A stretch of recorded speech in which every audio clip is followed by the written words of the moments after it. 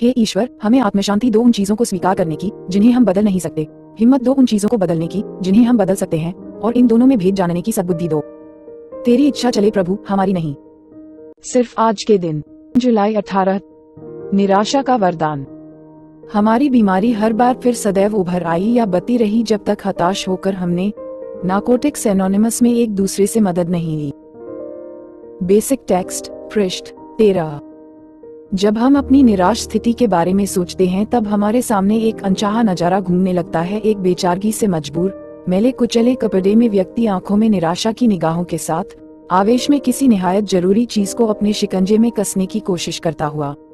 NA में आने से पहले हम अपनी तुलना उन घायल जानवरों और भूखे बच्चों से करते थे। फिर भी यह हमारे मन की निराशा ही थी जिसकी वजह से हम एनए में आए हैं और जिसने एनए कार्यक्रम के पहले कदम को अपनाने को मजबूर किया। हमें नए विचार आने खत्म हो गए थे, इसलिए हम नए विचारों के प्रति खुल गए।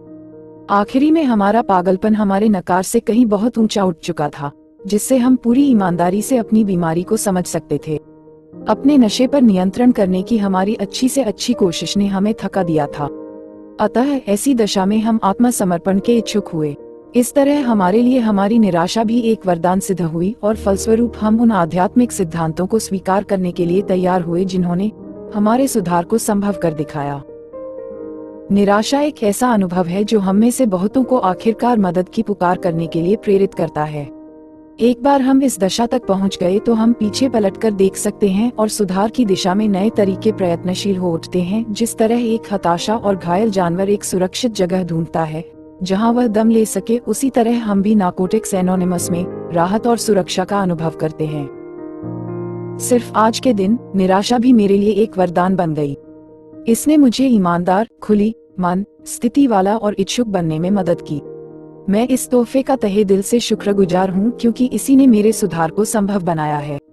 हे ईश्वर, हमें आत्मशांति दो उन चीजों को स्वीकार करने की जिन्हें हम बदल नहीं सकते, हिम्मत दो उन चीजों को बदलने की जिन्हें हम बदल सकते हैं, और इन दोनों में भेद जानने की सद्बुद्धि दो। तेरी इच्छा चले प्रभु, हमारी नहीं।